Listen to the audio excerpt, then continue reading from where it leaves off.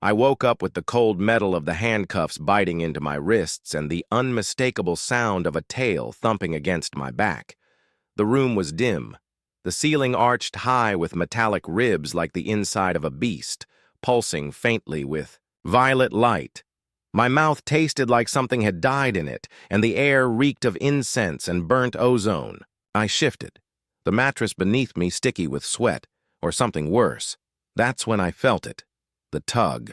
A sharp pull on my neck snapped me upright. My head jerked back, the collar around my throat tightening just enough to send a jolt of pain lancing down my spine. And there it was, the dog, Max, grinning like the furry little bastard he always was, tongue lolling, eyes glowing with that unnatural, otherworldly shine. He barked once, sharp and commanding. The collar eased. I collapsed onto the bed, gasping. "You've got to be kidding me," I muttered. The door hissed open, and in strode Zira. Tall, alien, terrifyingly beautiful. Her skin shimmered like molten gold, and her eyes burned with amusement.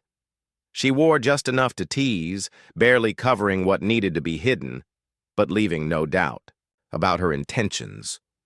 "Awake, pet?" she purred, her voice like velvet over steel. She sauntered over, her fingers trailing along the frame of the bed before resting on my chest. "You humans tire too easily." "What the hell is this?" I snapped, pulling at the cuffs. "I didn't agree to—" "You did," she interrupted, tapping a glowing panel on the wall. A hologram flickered to life. Me, last night, laughing. Drinking, that stupid dog in my lap while Zira whispered into my ear. Her lips moved, my head nodded, the collar clicked shut. I froze. Max barked again, hopping onto the bed, planting himself right behind me. The collar buzzed, a low hum that sent shivers down my spine. I couldn't move. Zira leaned in, her breath hot on my ear. "You belong to him now, and by extension to me. You're insane." "Galactic law," she shrugged, standing tall. "Alpha species chooses the bonded. You wore his mark. You submitted. He accepted. I didn't know. Doesn't matter," she grinned. "You'll learn."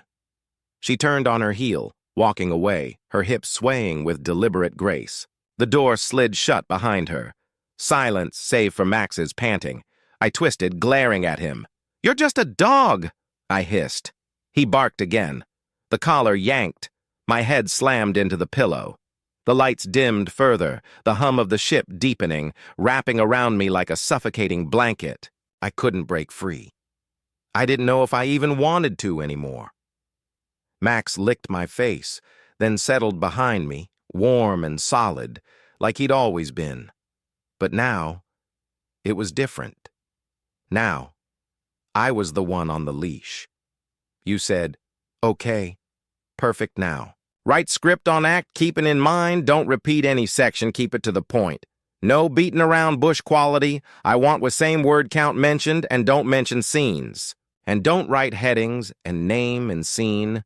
Write minimum word 1000 of section 2 ChatGPT said." The collar buzzed again, a low, insistent vibration that dragged me from restless sleep. My throat ached from where it dug in, and my arms were sore from pulling against the cuffs that no longer held me.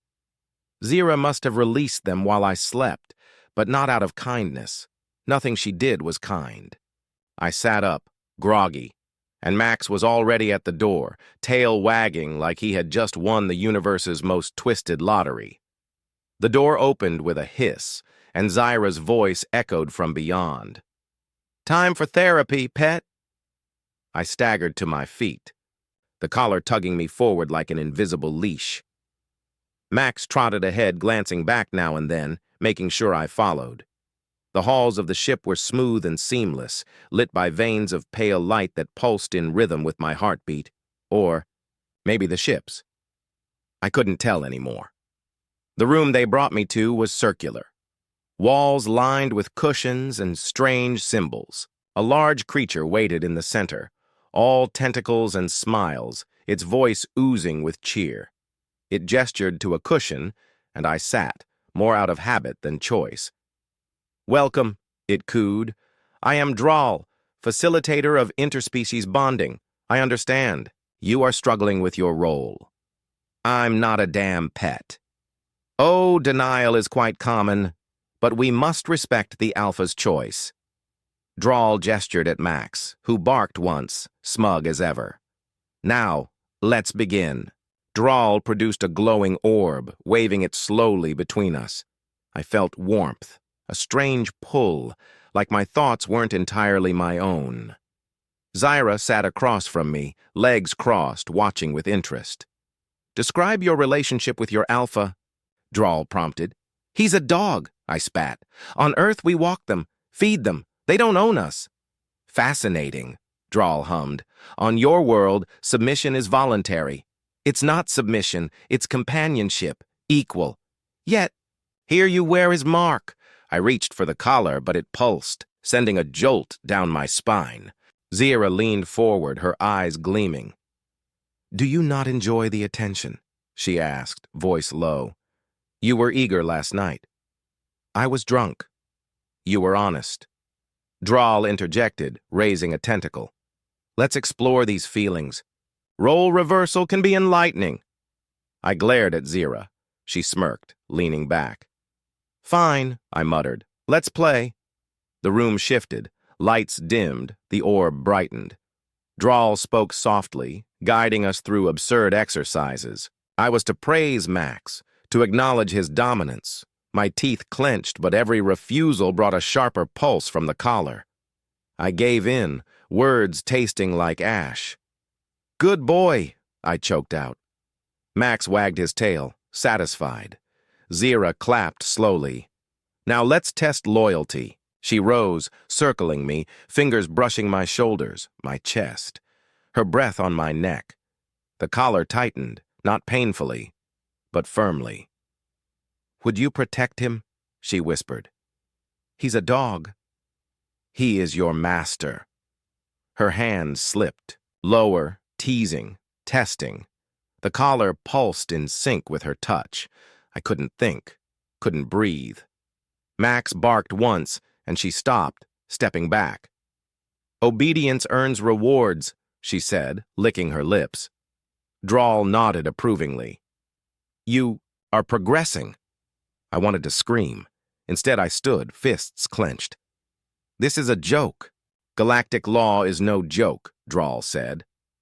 Zyra approached again, softer now.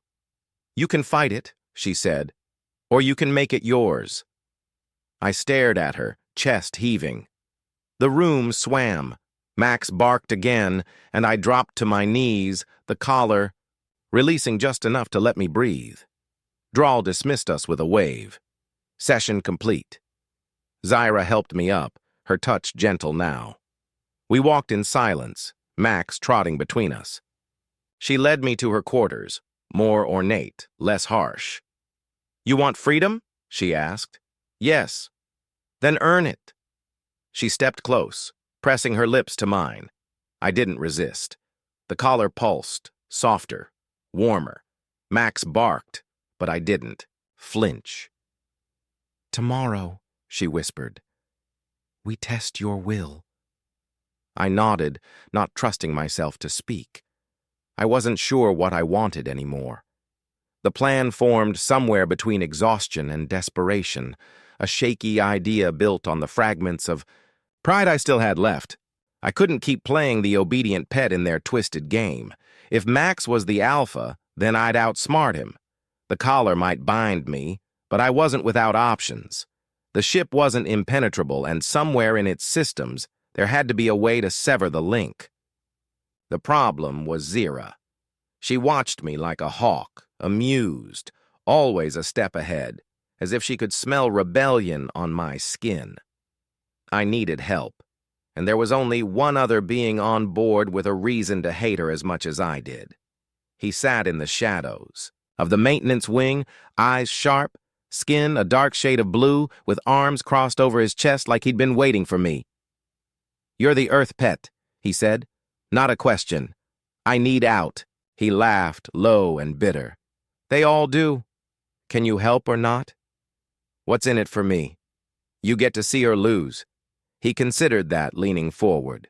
Fine, there's a control panel in her chamber, linked to the collar, but it's voice-locked. You'll need to get close. Intimate. That won't be a problem. He grinned. You've got more fight than most.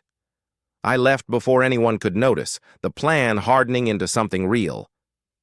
That night, Zira greeted me with a smile that said she already knew. She led me inside, the room dim, her silhouette framed by soft lights. Max jumped onto the bed, circling twice before settling with a satisfied huff. She approached, slow, deliberate. Still struggling? She asked, fingers brushing my collar. I'm learning. She nodded approvingly, leaning in. I met her halfway, lips grazing, her body pressing close. My hands moved with purpose, not hesitation, pulling her closer, guiding her to the bed. Her breath hitched, surprised by the sudden shift. I didn't let her control the pace. I kissed her harder, hands exploring, memorizing. She responded, heat rising, her grip tightening. As she relaxed, lost in the moment, I pulled back just enough to whisper, "You trust me?" She nodded, eyes half-lidded. "Then show me." She turned, her back to me now, and I moved quickly, spotting the control panel behind the headrest. I reached, fingers grazing the edge. Max barked, too loud. She spun, eyes wide. Realization crashing in. "What are you doing?" I lunged, hand slamming against the panel, but she was faster, knocking me back. I hit the floor hard, the collar flaring. She stood over me, furious, breath ragged. "You lied. I'm not your toy. You could have been more." She gestured, and Max jumped down, teeth bared. I scrambled up, heart pounding. The panel flashed, still active. I had one chance. I ran, diving past her, hitting the floor hard but rolling. Max lunged, but I kicked, catching him midair. He yelped, tumbling. I reached the panel, fingers flying over it, trying to guess, trying to find the command. She tackled me, nails digging into my chest. I shoved her off, gasping. The panel beeped. Access denied. She straddled me, pinning me down. "You want control? Then take it." Her eyes blazed, daring me. The collar pulsed, confused, as if torn between commands. I grabbed her wrists, twisting, flipping her beneath me. She smiled, breathless. "Good," she whispered. "Now fight." I didn't hesitate. I kissed her hard, the battle turning into something else, something primal. Max barked, pacing, unsure. The collar sparked, flickering, no longer tight. I felt it loosen, felt something shift. She arched, pulling me closer. The door burst open. The blue-skinned alien stood there, holding a remote. "You're welcome." The collar clicked open, falling away. I froze, everything suddenly too quiet. Zira stared up at me, lips parted, surprised. "You're free," he said. I stood. The weight gone, the air clearer. "What now?" she asked. "That's up to me," Max barked once, tail wagging. I looked at him, then her. The balance had changed. Maybe I didn't need to run anymore.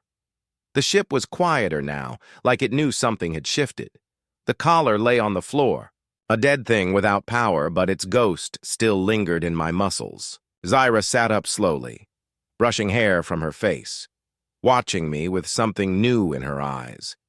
Not dominance, not amusement, but curiosity.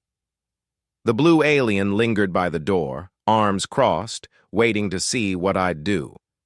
Max sat beside him, tail flicking, eyes bright, no bark, no growl, just watching. "You going to run now?" she asked, voice low. I didn't answer. I walked to the control panel, fingers trailing over it, the lights dimmed, the interface locked. The thing that kept me bound now useless. I could leave, take the escape pods, drift back to Earth, find some sense of normal again. But normal wasn't something I trusted anymore. I turned back to her. You wanted me to fight. She nodded once. I wanted you to choose. I crossed the room, standing over her. She didn't flinch, didn't move. I crouched, hand on her chin, tilting her face up. No more games. Her lips curved. No more leashes. The blue alien laughed, a short, sharp sound. You two deserve each other. I didn't care. I was tired of being pulled, of reacting. I wanted control, but not just over her or Max or the damn collar, over myself. I helped her to her feet, her hand resting lightly on mine. What now? She asked. I don't break, I said. I bend sometimes, but I don't break. Max barked once. Approval, maybe, or just his way of saying he wasn't going anywhere. I looked at him, the source of all this madness, and smiled. You've had your fun, I told him. Now it's my turn.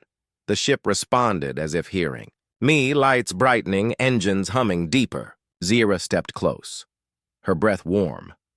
Her presence no longer something to fight, but something to mold. You think you can lead? She teased. I know I can. Then show me. We left the room, not as captor and captive, but something else. Max trotted ahead, the path clear. The crew watched, silent, recognizing the shift. No more whispers of pets and masters, just nods, subtle, respectful. The command deck loomed, vast and unfamiliar, but I didn't hesitate. The chair at the center wasn't hers anymore. It was ours. She stood beside me as I sat, the controls lighting beneath my touch. Max jumped onto the platform, curling up. Content. You're not running, she said. A statement. There's nowhere to run from. Her fingers traced the edge of the chair, lingering. I still want you. I know. And you? I looked at her, at the ship, at the stars beyond. I want it all. She laughed, the sound rich and real. The blue alien faded into the background, no longer part of the play. Max barked, soft, almost a sigh. The stars didn't wait, and neither did I.